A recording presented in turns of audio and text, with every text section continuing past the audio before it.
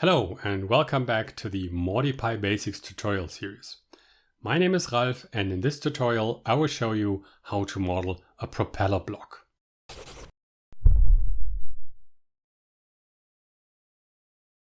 If you are the kind of person who rather reads tutorials instead of watching them, hop over to docs.modypy.org where you will find this tutorial series in text form. In this tutorial, we will model this simple propeller block.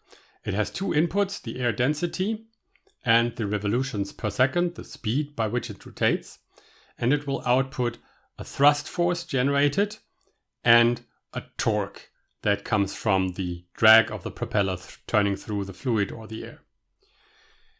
And this is a static model, so it doesn't have any internal state. The force and torque are governed by these formula, which are from basic aerodynamics. So for the thrust, we have the thrust coefficient, we have air density, the diameter of the propeller, and the speed in revolutions per second. And for the torque, we have the torque constant, which is actually a power constant divided by 2pi. Again, the density, the diameter, and the speed in revolutions per second. And we use the power constant to express the torque constant because that is what you typically find in propeller databases. In the description, I will give you a link to the propeller database of the University of Illinois Urbana-Champaign, which is quite an extensive database of small model propellers for use in multicopters or in small aircraft. So let's code this up. And this is the code from our last example, which I only extended by some propeller parameters. We have the diameter, the thrust coefficient, and the power coefficient of an 8-inch propeller. And now we define the propeller block.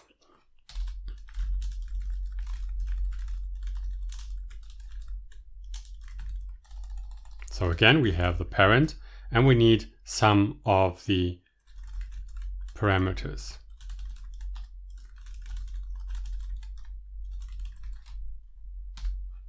And again, we call the super constructor and pass it our parent object, and then we store the coefficient.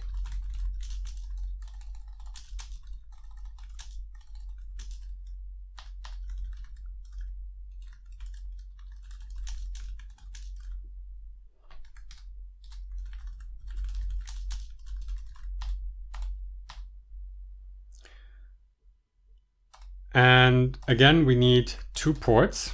One is the speed in revolutions per second, and the other is the density of the air. And now we define two signals. One is the thrust generated, and that is simply the thrust coefficient multiplied by the density multiplied by the diameter to the 4th power multiplied by the speed in revolutions per second to the 2nd power. And the same we do for the torque.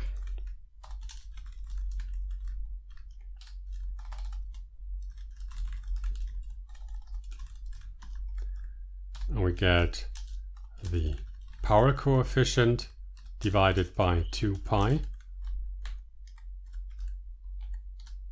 times the density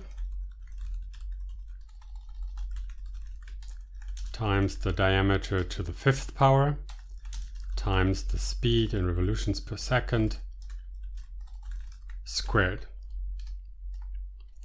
And that is already all for the definition of our propeller block. We didn't need to specify any states because the propeller is memoryless. So now let's add the propeller to our system.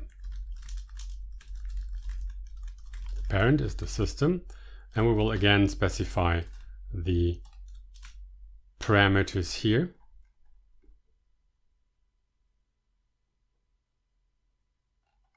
Oh, I forgot two underscores here. So it doesn't find the constructor. Thrust coefficient is the thrust coefficient, power coefficient is the power coefficient, and the diameter is the diameter.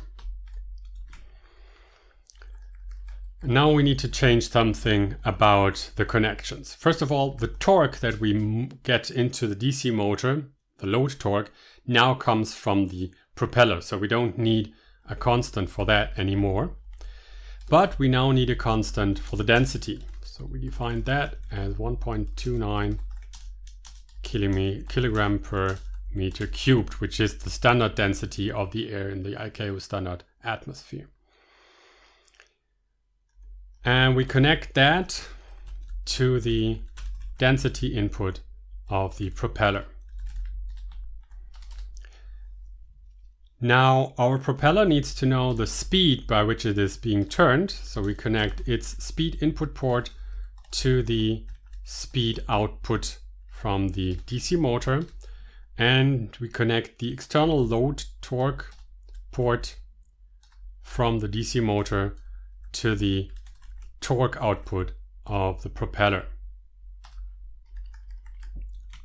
And that's actually it. So now everything is connected and we can run the simulation again, and we would expect that the motor now doesn't run up to such a high frequency because the load keeps it from doing so. So now we see we have the motor running up and the terminal velocity now is about 83 revolution per second, which is much less than the nearly 300 we had without a propeller. So that's it for defining our propeller and our DC motor blocks and connecting them up. In the next step, we will define the engine block overall to hide all the internal complexity and to just give us what we are interested in, the thrust and the total torque generated. So stay tuned. Hope to see you back in the next installment.